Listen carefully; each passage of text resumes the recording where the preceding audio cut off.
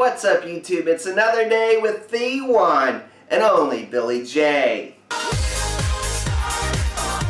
And today we're going to review a new show on Netflix called 13 Reasons Why. We start off with a voiceover from Hannah, who is apparently deceased, and she is being memorialized on her locker with some pictures and notes. And then we meet Clay, who is the main character of the show, and who happens to be the main reason I was even drawn to the show. And Clay is staring at the memorialized locker, and another guy comes up whose name is Justin, comes up and confronts Clay. And Clay is kind of confused as to why he's attacking him, basically. And then Justin says that Clay isn't as innocent as she says. I don't know what that means. In class, a teacher is talking about counseling and ways that the students can get help for grieving, and a rude student pipes up. I mean, it's been over a week. Isn't it healthy to, move on? Rude. Out in the hallway, Clay notices that Hannah's parents are being walked down the hallway to her locker by a counselor who is Mr. Porter. Initially, I thought it was the principal, but he happens to be a counselor. They're there to collect Hannah's belongings for the lawsuit, and the counselor opens up the locker, and it's pretty empty, it's pretty bare. There's just some textbooks, and that's basically about it. And the mom's all concerned about there's not being any stickers. I don't know if Hannah collected stickers or whatever. I don't know why she's concerned about stickers, but she specifically mentioned stickers in the locker. Clay leaves class and goes off to the bathroom after staring at her parents, and when she notices him, he kind of shoots off and goes to the bathroom. And in the bathroom, there's a very odd sight. He walks in, and there's a weird kid taking pictures. He has to climb up on the urinals, and he's taking pictures from this high window. Of what, we don't know, but he's taking pictures of something outside, and Clay just goes into the bathroom stall. Then in walks a jock, and the jock forces the weird kid, whose name is Tyler, he forces him to leave, and then the jock is talking on the phone with his parents, who are apparently out of town. After school, Clay is walking out towards the buses or towards, whatever. He's leaving school, and an Asian girl comes up and starts talking to him and is like, "Oh, I'm all concerned about you, this and that." And then she kisses him on the cheek. Then a guy who looks like he watched Grease one too many times is standing by his Mustang car and asks Clay if he wants to ride home. And for whatever reason, this dude has cassette tapes, and he pops one in for the ride home. That seems kind of odd for someone in this day and time to have a cassette player in a car. Granted, it's a classic car, so I understand if he has the original radio set in there, that it would have a cassette in there, even though it would probably have an 8-track player. But if anything, he would have one of those converter things with the cassette player and the cord to play an iPod or iPhone or something or other, and not just cassette tapes. Clay is driven through small town USA back to his house, but on the way back, he passes by the local movie theater where he flashes back to a time where he and Hannah were working at the movie theater. Apparently, she was there first, she started working there 3 weeks prior, so he's the new guy working there, and he has this big piece of paper saying trainee, so she's training him how to work the movie theater, and then she explains how she just moved into town 2 months prior, and then she started working at the theater 3 weeks ago. So after this flashback, Clay gets home, and on his doorstep there's this strange package. To me, it looks like a damn bomb. Very suspicious. He brings it inside and opens it up, and it's a shoebox, and in the shoebox is 7 cassette tapes and a map of the town. And on each cassette tape, they're weirdly designed. The first one he shows has flowers and a field on it, hand drawn. And luckily his dad has a boombox that has a cassette player on it.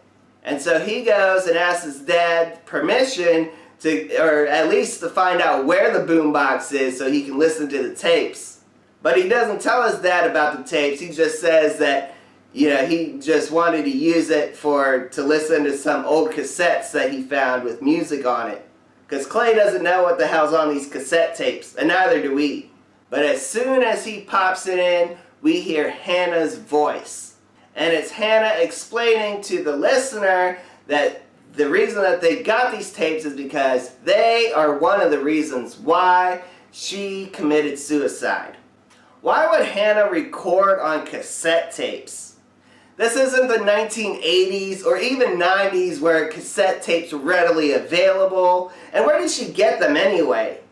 And how did she know that the people that she's sending these tapes to even have access to a cassette player? Because I personally don't, and the only way I have access to it is from my parents' house, and that's because they're old. But as far as anywhere else, I cannot honestly think of anywhere else that I personally would be able to find a cassette player. Well, good thing Clay has access to it, or else it'd be a short show. But unfortunately, as he's listening to his tapes, his mom comes in and scares him, and he drops the boombox. And in doing so, it breaks the eject button, so now he can't have access to open up the cassette player to put in and take out the tapes. So there goes Clay's sole access to a cassette player. But luckily he has a hipster friend in Tony, the guy that drove him from the school back to home. He has a cassette player. But Tony lives across town, so Clay has to bike all the way across town to hipster Tony's house, where he finds that Tony and his dad are working on the Mustang. So Tony and his dad are working on the engine, and they need somebody, luckily, they need somebody to go and try and start the vehicle. So Clay offers to hop in and start the vehicle for them. And in the vehicle, Tony has a Walkman. And instead of merely asking Tony to borrow the Walkman, Clay decides to just straight up steal it. So Clay straight up steals the Walkman and throws it in his pocket of his hoodie and then tries to get away, but he still has the keys for the Mustang, and Tony's like, hey, you got something of mine. And then Clay's like all scared, and then Tony's like, you got my keys, man. And so Clay's like, woo, and then throws him the keys and then runs off with the Walkman in his pocket. But like I said, couldn't Clay just merely ask to borrow it and say, hey, make him an excuse like, hey, my dad found this collection of cassette tapes that I wanted to listen to, can I borrow it? I want to listen to some like AC/DC or something or other. Anyway, as he's listening to the tapes of Hannah's recordings, she explains the rules. Rule number 1, they have to listen to all the tapes and keep it a secret. Number 2, they have to pass the tapes on to the next person. And then she explains how she left a treasure map in the box so that they can go to the locations that she discusses on the tapes. And then she basically threatens the user that if they don't follow the rules, that she has a trustee person that has a second copy of the tapes, and then that person will release the tapes. So they must follow the rules. I have a question. Does this trustee person, do they have a timeline as far as how long it's going to take the person to listen to the tapes? What if the person has no means to even play cassette tapes? Or what if it's too difficult emotionally for the person to listen to the tapes? Or what if the person that's supposed to receive the tapes, what if they too committed suicide or died in another way or simply moved away? Anyway, on his way home to get the map of the town, Clay gets into an accident because he's distracted listening to the tapes. And he gets into an accident, he crashes into a parked car, and bumps his head, so now he's bleeding from his head, and he drops the Walkman. And at this point, I thought, oh no, he broke another way of listening to the tapes. But fortunately, Walkmans are built tough, and it didn't break, so he can still listen. So he goes home and collects the map, and then runs back out, and the first destination on the treasure map is Hannah's home. But on his way there, he's followed by a mysterious vehicle, and to me it's pretty obvious that it's Tony, because first off, the headlights are distinctly like of a Mustang, and the engine's very loud, just like his Mustang. But Clay apparently doesn't know who that is and tries to lose them, and he does lose them by doing some off-roading down into a park. And obviously Tony's not going to drive his Mustang off through the playground, so he just drives away. At Hannah's house, it's a flashback to a party that she had thrown, I guess in the summertime, and she introduces that the first person on the list is a guy named Justin. And apparently at this house party is where they first meet. At the party, we are introduced to Kat, who is apparently Hannah's BFF. And Justin is apparently Kat's boyfriend. We also meet a guy named Bryce, who is also the same guy. He's a jock, and he's the same guy that we met in the bathroom talking on the phone. And when we meet him, he's kind of flirting with Hannah, and Hannah has a little bit of a crush on him, but when Kat sends him away, Kat says, "No, you have bad taste in men." And Clay is at this house party as well, and he has a little crush on Hannah. So apparently with Hannah, there's like multiple love triangles going on. And when we're introduced to Justin, he's rolling around outside. The sprinklers, for whatever reason, are going off, and he's rolling around on the ground with another jock. And Kat and Hannah are outside, and they basically break them up, not by physically breaking them up, but by yelling, and they stop rolling around in the mud. And Kat says, "Well, you can't come in the house soaking wet, so you need to go get dried off." And so Justin rips off his shirt and flashes Hannah a quick smile. And Justin is pretty tatted up for someone that's supposed to be in high school. But I can see why Hannah has a little crush on Justin. She likes them bad boys.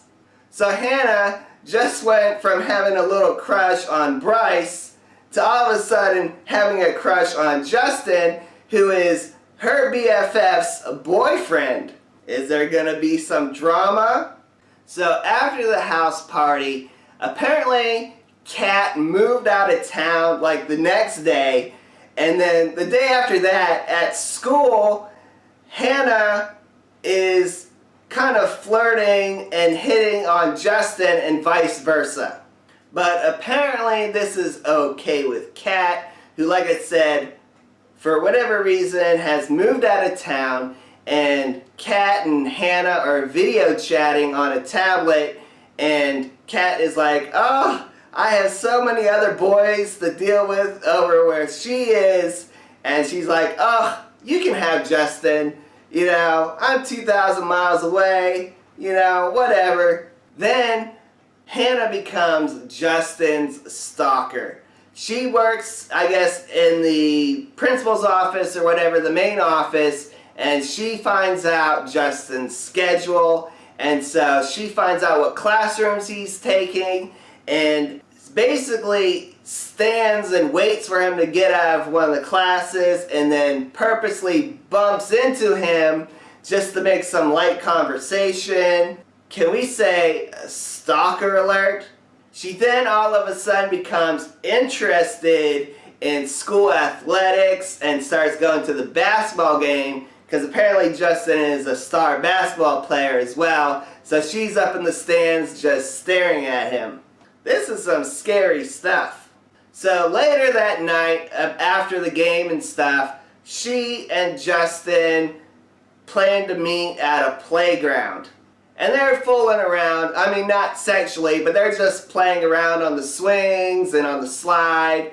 And as Hannah's coming down the slide, Justin is taking a picture of her and stuff. And then at the bottom of the slide, they kiss. And they just kiss. Nothing more, nothing less, just a kiss. And apparently, that's Hannah's first kiss as well. So, while the scene is at the playground, and, Clay's at the playground imagining what's going on from the tapes, in comes the mysterious vehicle, and lo and behold, of course, it's hipster Tony. And then Tony comes to confront Clay about stealing his Walkman, and then Tony drops a bombshell and tells Clay that he knows about the tapes. Flashback to the day after Hannah's first kiss. Justin is with his jock friends and basically bragging about his conquest of Hannah. Now, Justin doesn't specifically say anything. Like, I don't think he said he slept with her or anything like that. But he said, he basically implied that they did. And then he showed them this picture of Hannah, and the jocks go all crazy, and they're like, "Oh, dog," and laughing. And Bryce takes his phone and then starts sending this picture out to everybody in the school. And apparently everybody is friends with everybody in the school, and so he's texting this picture out to everybody. And so during class, everybody's getting these texts and kind of giggling and laughing about Hannah, because like I said, it's a picture of Hannah going down the slide and apparently like exposing her underwear. It's not a very flattering picture. It's more of a candid picture. Like I said, I think it was because her underwear, it was exposed or whatever. And Hannah's really embarrassed, and she knows that it's about her, even though she hasn't been sent the picture or seen the picture personally. So later that same day, Clay is at lunch and he has his geometry homework all out, and Hannah comes and wants to sit with him and have lunch with him. And so Hannah's trying to make light conversation and stuff, but Clay is being rude, and then he makes some off the wall comment, like that double entendre comment about how basically Hannah gives it up easily or something to that effect. And it pisses Hannah off, and she storms off. And Clay was upset because he has a crush on Hannah, and through the rumor mill, he thought that Hannah had slept with Justin, which didn't happen. They just kissed. And at the end of the episode, Clay is just left wondering who else is on the tapes and who all knows about the tapes. And he's wondering how he fits into the tapes. Also at the end of the episode, we see Justin being escorted somewhere by Counselor Porter. Leave a comment down below on your thoughts of this episode. Please, no spoilers. I'm going to take it episode by episode. So for those that haven't watched it all, you can just take it by episode with no spoilers. The concept of the show is pretty intriguing, and it definitely has me hooked after just one episode. Like I said, we're left wondering who else is on the tapes other than obviously Justin and apparently Clay. And I'm going to make a prediction in that Clay is probably the last tape. I don't think he's somewhere in the middle. I'm thinking he's going to be the last tape. And maybe he isn't quite a reason why, because, granted, it's about 13 reasons why, and the people getting the tapes are supposedly reasons why Hannah committed suicide, because at the beginning of the episode, Justin said, "I don't care what she says, you're not that innocent," or something to that effect. But I can't wait until the next episode, and I'll try and put these out as soon as possible so you can watch along, you can watch the episode, and then come back here for my recap review. Leave a comment down below on your thoughts of the show and everything else, and remember, no spoilers. And also remember, peace, love, unity, respect. Peace out, guys.